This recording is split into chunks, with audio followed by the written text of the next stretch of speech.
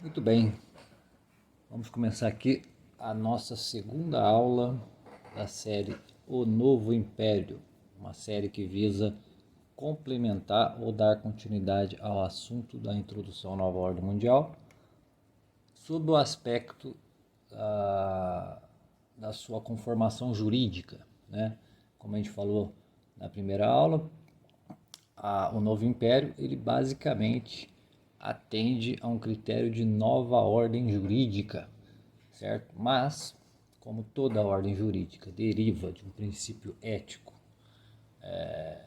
prévio ou anterior, essa nova ordem jurídica que o novo império tenta constituir a nível global, ela precisa antes passar, por esse crivo de uma nova mentalidade, do homem, uma reconstrução dos padrões até ontológicos, principalmente ontológicos do homem, certo? Utilizando um mecanismo que ele é, vamos dizer, milenar, não só milenar, mas presente desde a constituição do mundo, que é a linguagem. Então, a construção de uma nova ética mundial, que dê embasamento a essa ordem jurídica que constitui o novo império, é fundamental, é um elemento sem o qual essa nova ordem jurídica, por exemplo, não poderia ser constituída. Então ela se baseia numa reorganização dos processos linguísticos, de uma reorganização das estruturas conceituais, de uma reestruturação das formas mentais corriqueiras ou cotidianas, desde o cidadão, vamos dizer, mais engajado politicamente, ou o cidadão mais exemplar, no sentido de que é aquele tipo de pessoa que tem uma certa notoriedade pública, até mesmo as pessoas do baixo clero, vamos dizer assim, as pessoas do chão de fábrica, as pessoas que transitam aí pelas ruas e são anônimos, em seu sentido quase que total, as pessoas da nossa família, nós, afinal de contas, nós. Então a gente falou, na primeira aula, que o novo império, para se constituir como uma nova ordem jurídica a nível mundial, além do sentido ético, ela precisa estabelecer pela reforma da linguagem ou pela destruição da linguagem, dos padrões linguísticos anteriores para a reconstrução de uma nova forma linguística, a gente falou que isso daí é uma iniciativa, de certa forma, não só do capitalismo, como do modelo mais liberal de economia política, vamos dizer assim. Então, o modelo político, capitalista, liberal, e o modelo político, vamos dizer, mais tradicional, no sentido de que seja uma força pública estatal que visa, de repente, contemplar aos seus cidadãos um número mínimo ou regular de recursos, de direitos, etc., essa junção entre o político e a iniciativa privada é justamente o pano de fundo que deu possibilidade de se criar aí os organismos supranacionais. O que são os organismos supranacionais? São entidades mais ou menos abstratas, que elencam ali figuras tanto do campo político quanto da iniciativa privada ou capitalista. Então, os organismos supranacionais são, vamos dizer, uma nova forma de soberania, pelo menos temporária, no processo de construção do novo império, certo?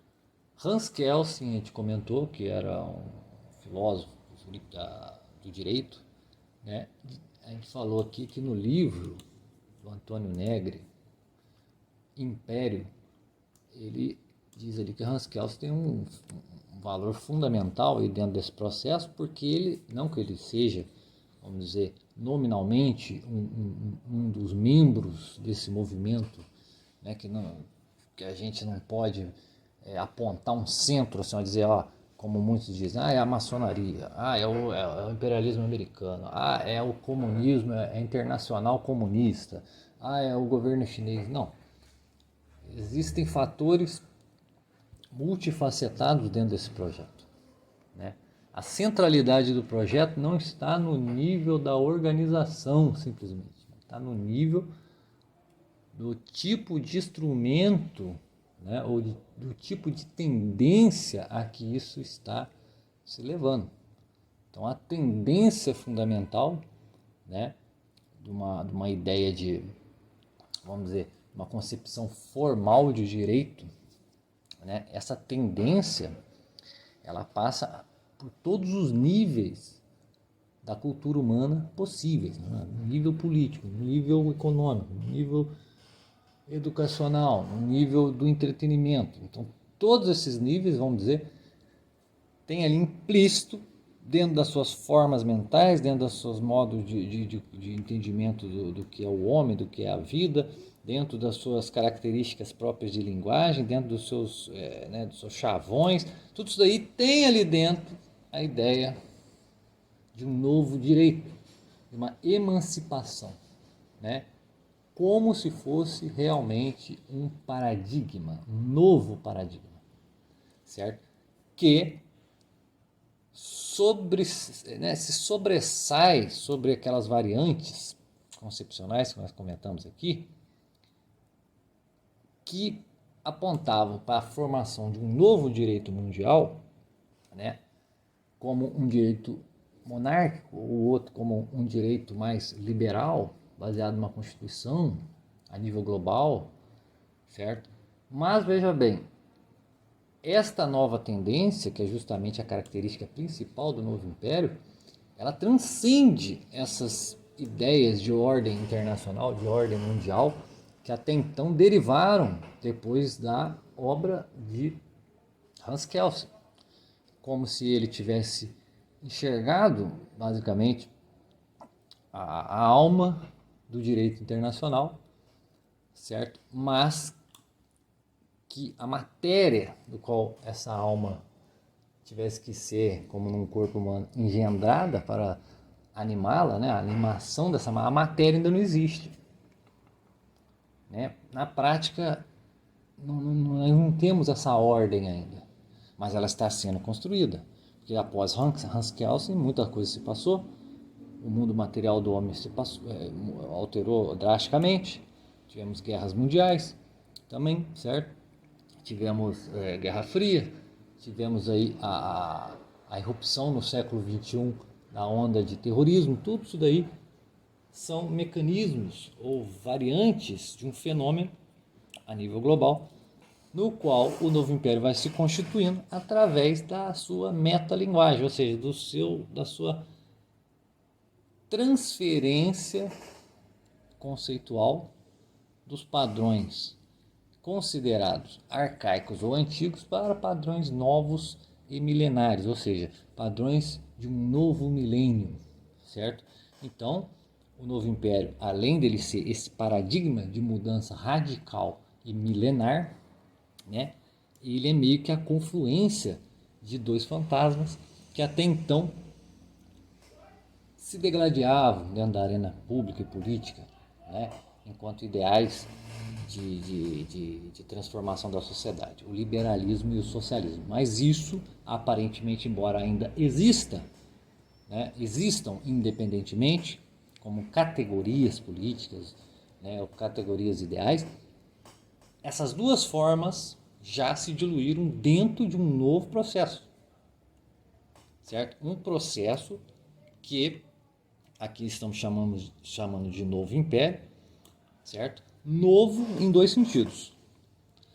No primeiro sentido, de uma continuidade, ou seja, da continuidade de um processo quase que natural dentro da sociedade humana de constituição imperial. Então, desde o último império, vamos dizer assim, o Império Romano, né, tomando aqui, vamos supor, o Império lá de Carlos Magno, né? O Império Cristão de Carlos Magno, depois o Sacro Império Romano, Germânico, etc. A tentativa de imperialismo napoleônico, né? Os impérios islâmicos que são mais ou menos arranjados ali de uma forma meio que atendendo às necessidades específicas do momento, não como um projeto em si de império, embora haja também dentro da estrutura islâmica uma categorização do império como forma de expansão da fé islâmica, né, se é que podemos chamar isto de fé islâmica, ou pelo menos da estrutura islâmica de existência. Né? Embora tenha havido esses fenômenos dentro do campo histórico aí dos últimos 400 anos, certo? A ideia mesmo de império, ela só pôde ressurgir a partir do momento em que foi se descoberto aquilo que Raskels falou ali, né? Que todo direito depende de uma ética prévia, um sistema ético, ou seja, os dois têm que andar junto, né? De uma certa maneira, para que o império seja efetivo. E o império, enquanto tal, é uma entidade que tem que transcender todo tipo de fronteiras, né? Então, onde o império encontra fronteiras, significa que o seu avanço vai ser sempre permanente. E o seu avanço sobre as fronteiras significa o quê? Que a sua conclusão ou a sua emancipação, o seu estado de perfeição vai chegar quando as fronteiras não mais existirem. Então essa é a dinâmica do processo imperial. Então nesse sentido, o novo império atende a essa característica dos impérios anteriores. A diferença, ou seja, o segundo aspecto, que é o segundo sentido que a gente dá a essa nomenclatura, o novo império, é o sentido de que este império ele difere qualitativamente, vamos dizer assim, dos anteriores. Ele é de uma outra espécie, vamos dizer, ele é do mesmo gênero, mas ele é uma outra espécie, certo? Justamente por conta dos meios de ação correspondentes ao período da sua formação.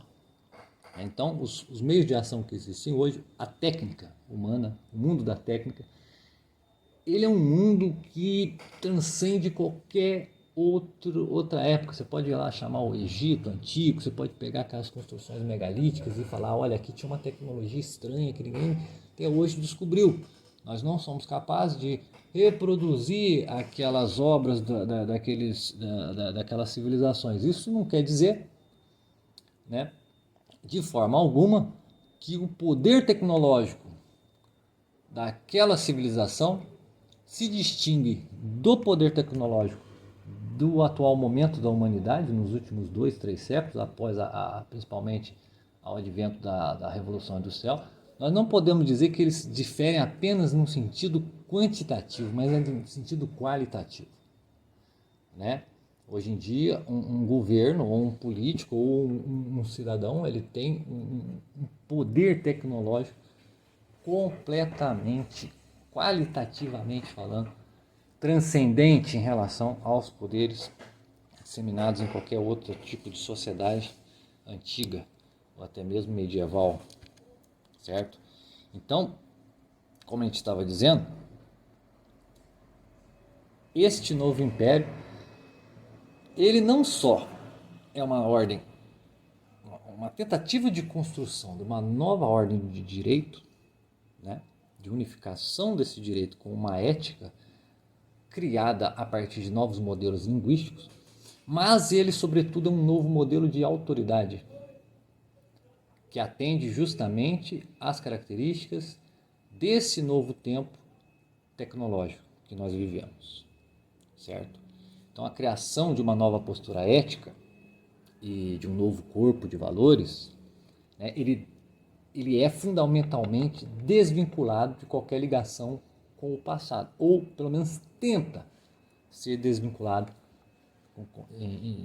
de toda forma possível ao passado. Então, os conceitos, se você chegar para um sujeito e tentar desbancar a ideologia de gênero através de um discurso racional, de moldes escolásticos ou que seja, ou da filosofia clássica, o sujeito simplesmente ele vai rebater aquilo. Se você entrar na arena do debate acadêmico, ele vai rebater aquilo com novos conceitos que você mesmo não consegue, às vezes, refutar, não porque você não tem inteligência suficiente para isso ou as armas necessárias para isso, mas porque aquilo ali é tão translocado, ele está operando dentro de um outro sistema, de um outro campo de comunicação, que até você converter tudo isso daí na sua própria linguagem, já se passaram diversas leis, já se passaram diversas consequências, já se passaram diversas modificações na sociedade. E quando você vai rebater, já tem 3 ou 5 ou 10 ou 15 coisas novas para você rebater no campo do discurso. Certo? Então, isso é uma condição primordial para que seja construída essa nova jurisprudência a nível mundial. Ou seja, desarticular toda a forma de discussão para que os valores, o corpo de valor, os corpos éticos, morais e linguísticos do passado não venham mais a competir com essa nova linguagem mundial. Então, pela degradação da linguagem, ou pela sua reformulação, ou reestruturação, recriação, né, há a perda concreta das noções profundas a respeito, né, dos conceitos fundamentais da nossa civilização, ou seja, da civilização ocidental. Certo? Então, é nesse sentido que a nova ética é estabelecida, ela é criada silenciosamente, pouco a pouco, de forma quase que aparentemente inofensiva, em todos os esquemas da vida humana, né? Por conta do quê? Justamente, da natureza da tecnologia que nós temos hoje. Desde a televisão, do rádio, da televisão, até mesmo os aparelhos celulares, principalmente agora. Certo? Então, todo o processo do novo império não se baseia apenas numa questão de soberanias nacionais, como a gente chegou a acreditar, né, no início das nossas pesquisas, da nossa tentativa de entendimento desse processo. Não é só a destruição do esquema de soberanias nacionais surgido na modernidade, né? Porque isso daí simplesmente, se fosse só um caso de acabar com a soberania nacional, isso não ia gerar uma nova ordem, ia gerar uma nova anarquia, um novo processo de disrupção, novas guerras, né? E com a tecnologia que temos hoje, bomba atômica, etc, etc, etc, isso daí, né, iria acarretar no aniquilamento da própria sociedade, do próprio mundo, da própria humanidade. Certo? Então não é a questão de negatividade em relação à soberania, mas é uma questão de positivação de um novo paradigma, né? De afirmação de uma nova ética, né? Pautada, como eu disse, no novo conjunto linguístico. Então, esse novo paradigma ele tem que atender a certas características, né?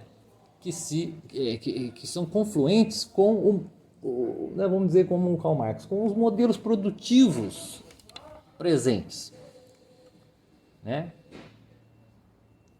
Esse novo paradigma ele tem que ser um sistema, claro, né, uma sistemática, pelo menos, né, pautada numa espécie de hierarquização, porque se ele visa criar uma nova sociedade, não há sociedade, né, que tem, vamos dizer, tábula rasa no sentido da sua hierarquização, principalmente na hierarquização das normas, né? O novo poder tem que ser legitimado a nível mundial através de uma hierarquia de normas, uma hierarquia de valores, certo? Como chegar à criação dessa hierarquia de normas ou hierarquia de valores dentro de um mundo tão multifacetado como nós encontramos hoje, que parece que em vez de andar para a unificação, ele anda justamente pela multiplicidade, certo? Simples, que haja a multiplicidade dentro de uma fronteira, né? Uma fronteira consensual, uma fronteira consensual a nível não das próprias normas jurídicas, mas no nível das crenças baseadas no modelo linguístico que está sendo criado. Então tem que haver essa hierarquização de normas, vai atender, ou seja, a uma espécie de consenso, né, onde preto, branco, homem, mulher, hétero, gay, oriental, ocidental, todos eles têm espalhado na sua forma mentes, têm espalhado na sua maneira de articular em palavras a sua própria experiência, né? Toda uma hierarquia de valores correspondente a uma espécie de consenso, que é o consenso da paz, é o consenso, vamos dizer, do respeito humano, né? Usando uma linguagem aqui da igreja, certo? Então, uma das características desse novo paradigma é ser fronteira, não buscar mais fronteiras, ou seja, as fronteiras que ele avança, como eu disse na primeira aula, são as fronteiras da alma individual, da alma dos indivíduos, certo? Através dos mecanismos tecnológicos que chegam até nós. Você não pode mais fechar a porta da sua casa e falar o inimigo está lá fora. Por quê? Porque você abre o celular e você já está com o inimigo dentro da sua mente. Então tudo isso daí é uma representação de uma nova hierarquização de normas que te abrangem dentro desse consenso linguístico, onde você não pode pisar fora da linha com as suas palavras, certo? Então isso é um processo dinâmico e ao mesmo tempo flexível. Ele pode chegar a você dentro do aparelho celular, como ele pode chegar a você dentro do nível das regras de uma empresa. Ele pode chegar a você dentro da estrutura de educação nacional que vigora naquele país, certo? É dinâmico porque dia após dia há um reajuste, né, desses esquemas linguísticos, a fim de que você cada vez mais vai se amoldando ou as próprias circunstâncias sociais se amoldem com facilidade, né, a esse discurso retórico, ou seja, a essa articulação horizontal, que é a expansão, vamos dizer, né, das fronteiras do império, até que ele próprio, o próprio império, o novo império, seja ele a fronteira. Então, enquanto os impérios anteriores eram, vamos dizer, máquinas de avançar em fronteiras estranhas, este novo império tem uma característica diferente. Ele se traduz como fronteira. Ele é a circunferência, né, no qual nós vivemos, uma circunferência de consensos mentais, baseados na linguagem corrente. Não é bem uma estrutura piramidal, né? A estrutura piramidal é vamos dizer, a estrutura formal dessa hierarquização. Até porque quem está no topo do processo são essas estruturas abstratas, né? Vamos dizer assim, que certos homens, né? Homens específicos, grupos que são, vamos dizer, agentes históricos em sua na acepção mais pura da palavra, ou seja, são aqueles agentes, né, como diz o professor Olavo de Carvalho, que se estendem para além da duração da vida física de um agente individual. Então, são grupos que realmente existem historicamente e eles estão por detrás desse processo, certo? Então, dentro desse sentido, a estrutura piramidal existe, porém, vamos dizer, materialmente como a coisa existe é no sentido de uma circunferência, no sentido de uma fronteira circular que nos abrange pelo consenso linguístico, certo? Todas as referências de compreensão da realidade passam a ser, vamos dizer, moduladas por essa nova fronteira, por esse governo sem governo, por esse governo imperceptível, né, linear, com aparente espontaneidade histórica, né, no sentido de que tudo converge dentro desse consenso linguístico para a gente acreditar na ciência histórica, nas ciências experimentais, nas ciências naturais, nas ciências sociais. Tudo nos leva a crer que há um processo darwiniano de evolução da sociedade para esse novo modelo, que nasce espontaneamente, não, né, vamos dizer, por uma iniciativa de alguém, iniciativa de um grupo, né, de um agente histórico. certo? Então, o poder real deste novo império, antes de tudo, está na sua eficácia de consenso. A eficácia do consenso é a nova estrutura de autoridade do processo imperial, certo? Que conduz pouco a pouco, por uma espécie de força discreta, né? Não só a própria mudança discursiva, né? Mas a mudança integral do próprio tecido social, onde esse tecido social passa, né, a operar individualmente ou coletivamente dentro de um campo de exigência de mais e mais autoridade central. Certo? Então, o apelo contínuo à autoridade deriva da força do consenso linguístico, da formação de uma nova língua, de uma metalinguagem, né, totalmente desvinculada qualquer padrão, vamos dizer, antigo ou pelo menos moderno, né? Uma coisa milenar, uma coisa nova, desse milênio. Certo? Então, das antigas ordens internacionais para essa que está sendo formada, há uma diferença de qualidade, não só de quantidade. Agora a ordem internacional é mais rígida, é maior, quantitativamente mais ampla. Não, ela é tudo isso, mas também ela é diferente qualitativamente. Certas antigas tentativas aí de criação de ordem giravam em torno da conquista da legitimidade. Então, o Acordo de Westfália, a Liga das Nações, tudo isso daí teve que conquistar uma legitimidade.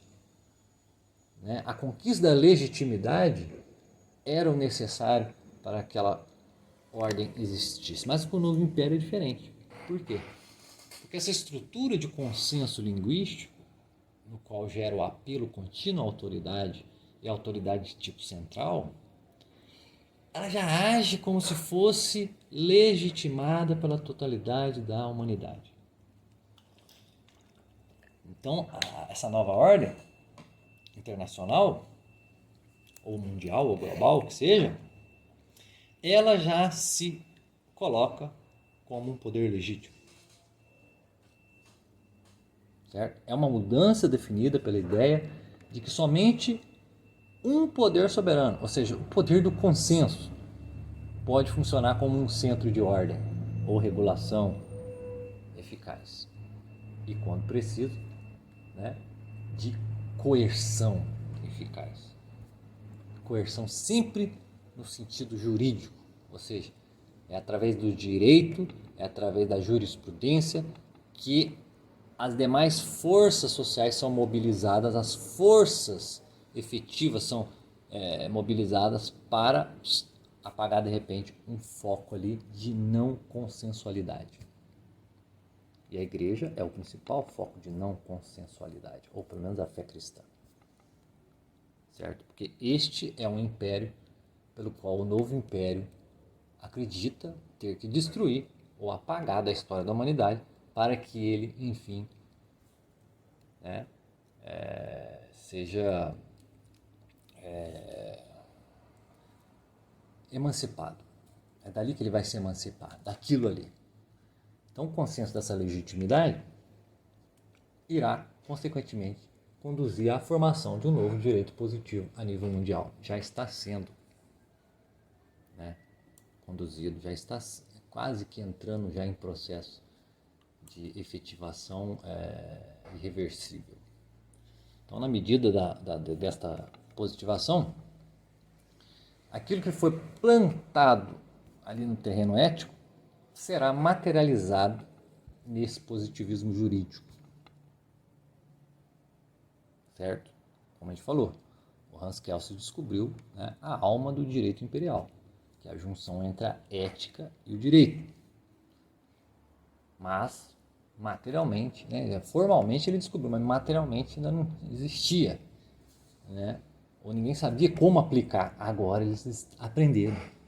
É pela força do consenso linguístico, certo? Que é gerado pela união do poder político com a iniciativa privada. É o mesmo que dizer, todo o poder político do século XX até agora, ele foi se amoldando ao modelo político do socialismo. Ele foi se moldando. Enquanto isso, operava dentro dos países uma economia capitalista.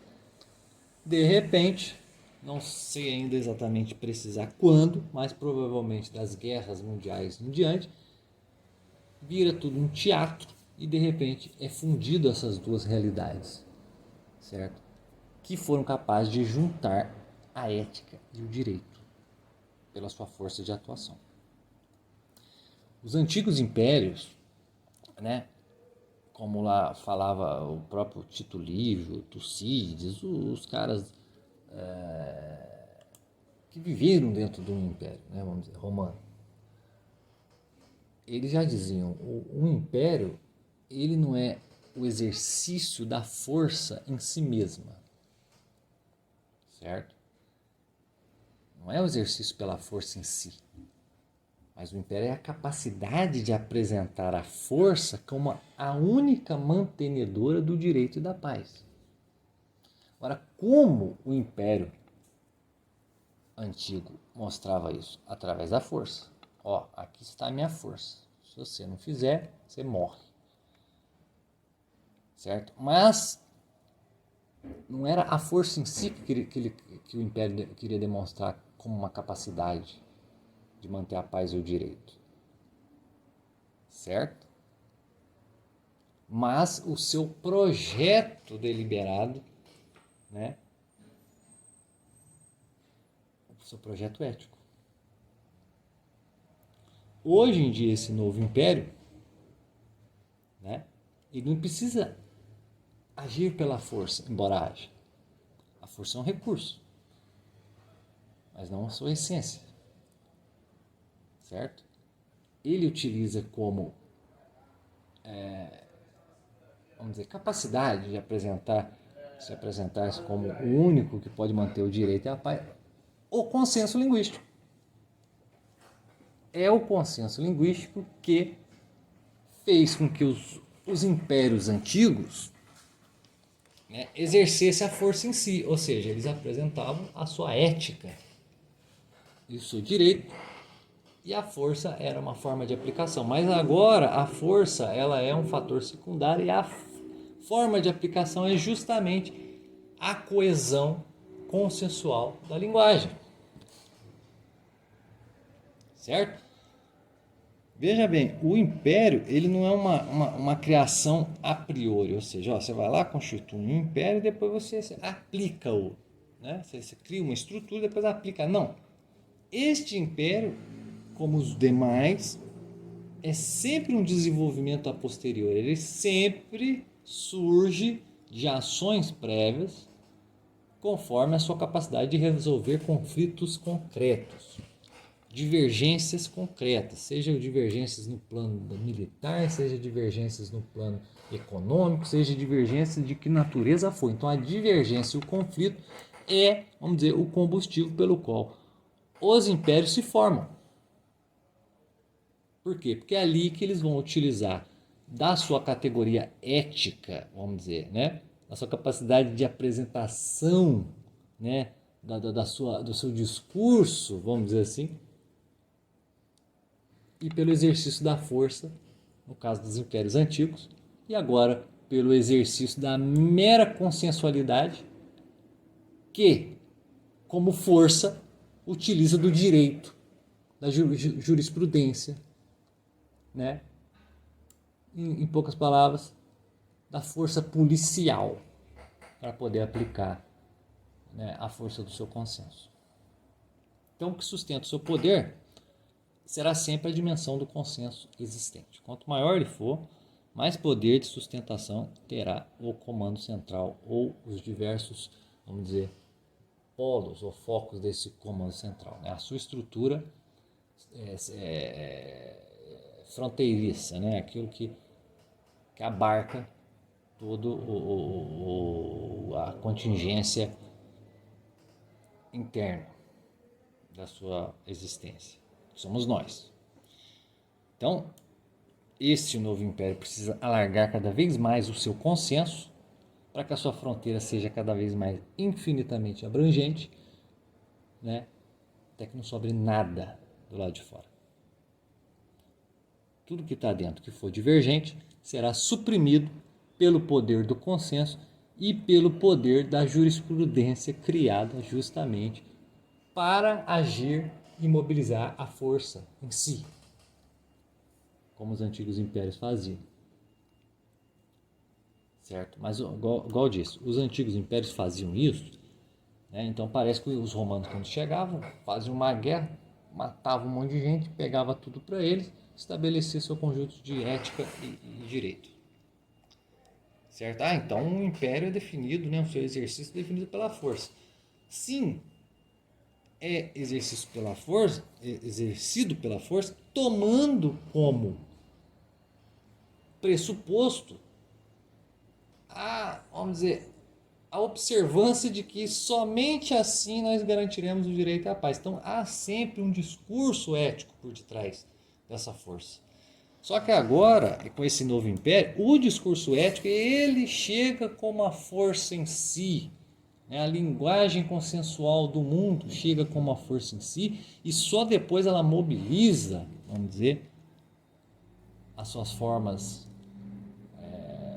contratuais de direito, de jurisprudência, para aplicar a sua força policial.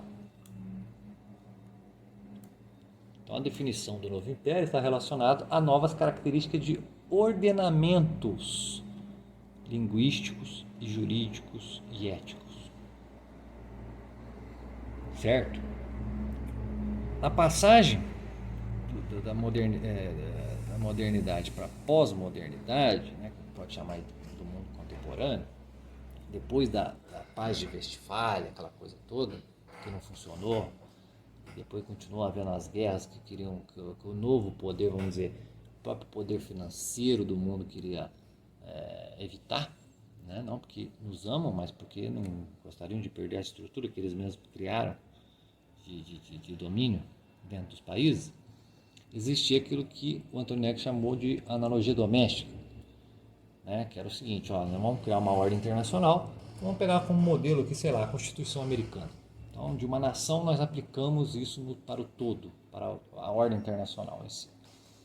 Certo? Mas esse modelo, a partir do momento da criação da Nação Unida, que não funcionou muito bem mais com a ONU e essas novas, vamos dizer, organizações abstratas, né, que fundem ali, vamos dizer, os figurões de quase todas as nações do mundo, eles começaram a operar dentro de uma analogia supranacional, ou seja, tem que se criar uma noção global de direito para aplicar depois a todas as nações indiscriminadamente.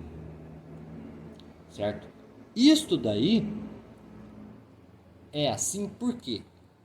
Porque essa nova noção global, né, de analogia supranacional, é ela que vai dar a possibilidade de existir o direito de polícia, que nós estamos falando agora.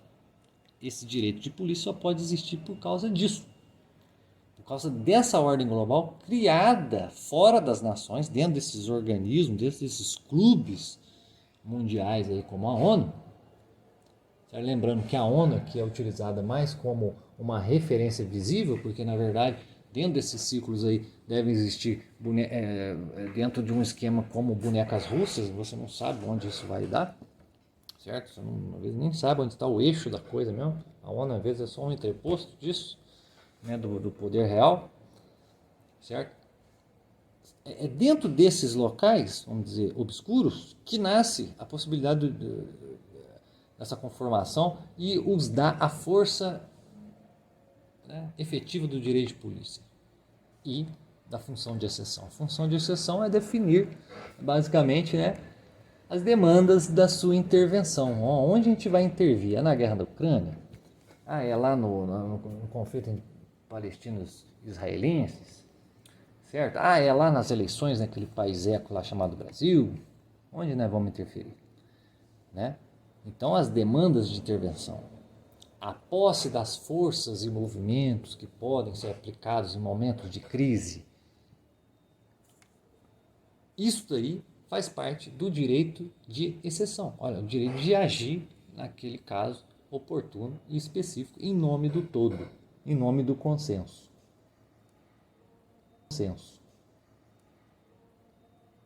E essa função de exceção, ela engendra o direito de polícia, né? Que é a forma mais eficaz do direito se fazer valer. Então, prevenção, repressão, força retórica do discurso, tudo isso legitima e impõe o direito policial. Sempre para manutenção, né? Não vamos dizer, da concórdia humana, dos grandes valores do homem, da sua humanidade, mas para a manutenção do seu próprio modelo imperial de autoridade, que é a autoridade do consenso. Então, a implementação de novos valores universais é a chave. O novo direito imperial, ele vai penetrar no direito interno das nações somente dessa forma, através de criação de novos valores universais que transcendam as particularidades nacionais ou tradicionais. Então, é um direito externo. Ele não nasce de um país. Ele nasce, né, vamos dizer, de um OVNI que sobrevoa os países e que determina uma nova noção de fronteira e limite, que é o consenso. Então, este vai ser um direito de índole absolutamente intervencionista em qualquer país. Não apenas intervencionista no sentido antigo de fazer valer ou fazer ser cumprido os tratados firmados entre nações. Não ataque, não jogue bombas no seu vizinho, não faça sacanagem com o outro. Não. Direito intervencionista não só para isso, mas para toda e qualquer questão ética ou emergencial em qualquer canto, em qualquer cidadezinha de interior do mundo. Pois o que legitima o direito de intervenção são esses valores universais que têm que estar presentes em todo lugar. São eles que possibilitam a constituição material desse aparato administrativo mundial que está sendo formado, né? Sendo formado com suas novas hierarquias de comando, etc, etc, etc. Na nossa cara, com a nossa ajuda. Então, justiça e direito mundial, né, embora seja algo ainda virtual, ou seja, uma força, mas que não tem ainda uma aplicação tangível, né? Por exemplo, alguém pode questionar, mas cadê o governo mundial que vocês falam que existe? Cadê? Quem que é o senhor do governo? Quem que é o presidente do mundo? Quem que é isso? Quem que é aquilo? Não. É aquele. Isso é tudo virtual. Isso existe na base da força sutil. E é através da força sutil que é a força do consenso linguístico e imaginário. É assim que eles exercem domínio sobre todos nós. E nós somos constantemente convidados por eles, através dos recursos tecnológicos da estrutura social presente, a participar dessa revolução, que é uma revolução. Certo? Isso é uma revolução da mídia, é uma revolução da educação, das artes, do entretenimento, etc, etc. Que nos convidam a esta revolução através da nossa disposição moral, que é constantemente assediada pelas categorias éticas, jurídicas, políticas, culturais desse novo império. Está espalhado sutilmente, né, utilizando de todas as técnicas mais avançadas da indução comportamental que o cidadão médio não é capaz de entender. Então ele acha que ele tem uma moral pessoal, às vezes até uma moral religiosa, mas não, ele tem uma moral imperial, que sempre está o jogando dentro de um círculo de desconfiança das antigas referências que a sua família teve, que o seu avô teve, que a sua cidadezinha do interior teve. Valores que nós recebemos das gerações anteriores. Então, o novo império, ele em si mesmo é uma realidade que sobrevive das possíveis crises que vão surgindo por conta desta transição das referências de valor anteriores para essas novas formas de pensamento, a esse novo consenso. Ele é, ao mesmo tempo, um processo de geração de uma nova civilização, porém, ao mesmo tempo, ele é um processo de corrupção de outra civilização, que é aquilo que nós vamos chamar aqui de Império da Fé. Porque a civilização ocidental que conhecemos há 2000 anos, pelo menos, é a civilização não de Roma, não da Grécia, não judaica, mas da fundição dessas três coisas no cristianismo. Certo? Então, a corrupção de uma civilização está sendo utilizada para a geração de outra, atendendo a mais ou menos processos naturais de dissolução e criação dos antigos impérios, das antigas civilizações. Isso até se parece um pouco com o processo de dissolução de Roma. E Roma, no momento que teve as suas diversas crises e começa a se desfazer sobre diversos aspectos, ela começa a se deparar com uma nova fonte de ordem dentro dela mesma, que é o cristianismo. Então, o cristianismo estava engendrando ali naquela sociedade já em processo de degradação um suplemento de subjetividade novo, que era uma ideia de um mundo que está por vir, o mundo de Deus, o reino de Deus que está por vir, a parousia, a Jerusalém Celeste, o paraíso, a ressurreição dos mortos, o fim do mundo. Quer dizer, tudo isso daí são visões de um futuro por vir. Uma espécie de subjetividade que o cristianismo estava engendrando e justamente revitalizou os diversos aspectos degradados do Império Romano conforme a sua própria forma subjetiva. E assim foi sendo construído o Império da Fé, que hoje é visto como uma realidade a ser vencida, a ser destruída, a ser invadida pelos novos bárbaros. Porque o novo Império é a invasão bárbara. Certo?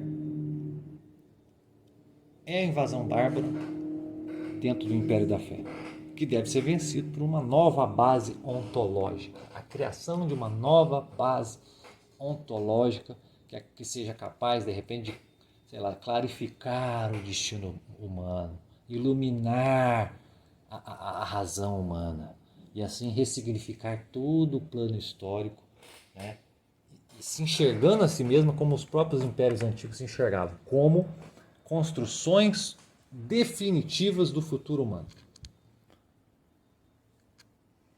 Certo? Então, o modelo de autoridade do novo império, ele se baseia nessa flexibilidade de sugestões linguísticas, éticas e conceituais. Tornar tudo fluido. E sempre uma sugestão, nunca uma imposição. Vai sugerindo, vai jogando para você, de graça, no seu celular, nas músicas, nos chavões do dia a dia, nos programas de TV, dentro do processo educacional, dentro da área do direito privado, do direito político, do direito público e assim por diante. Dentro da cultura, dentro do entretenimento, etc, etc. Dos filmes, da própria literatura. Então, a resolução de conflitos é a atividade mais conveniente para o novo império continuar expandindo essa sua mentalidade nova. Porque os conflitos virão, porque ainda existe um sedimento de valores antigos que existem na sociedade, principalmente dentro de um dos maiores agentes históricos da história da humanidade, que é a Igreja Católica.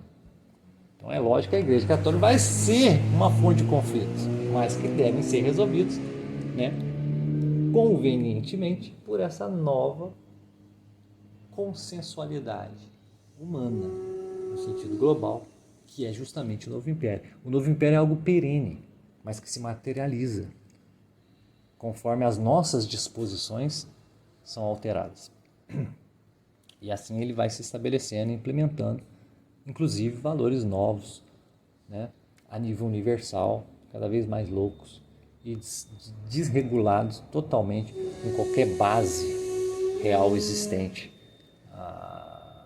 tem em vista valores existentes no passado. Então, o governo da autoridade do pensamento, né, que pela impregnação das novas estruturas linguísticas, né, da palavra, né, visa implementar uma nova base ontológica, né, mais ou menos como o cristianismo fez no Império Romano.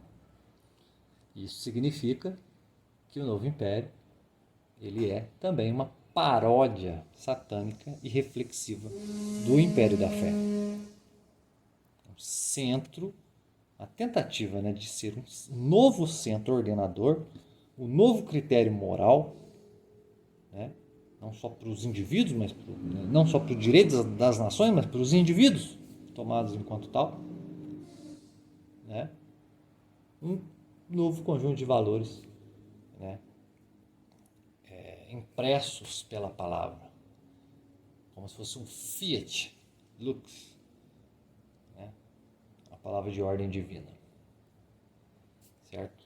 Então, este é, segundo cremos, ou até agora entendemos, o novo modelo de autoridade pelo qual o novo império pode exercer a sua nova ordenação jurídica, que é a sua essência, né, vamos dizer assim.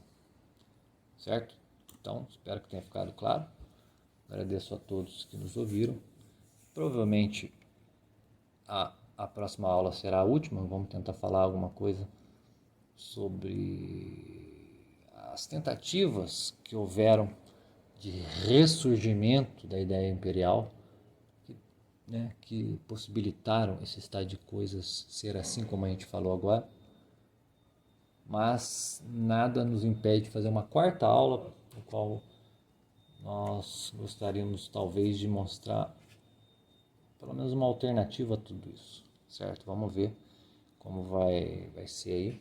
De repente isso já pode ser até incluído na próxima aula, mas se não for a gente faz uma quarta, tá ok? Então muito obrigado a todos e valeu!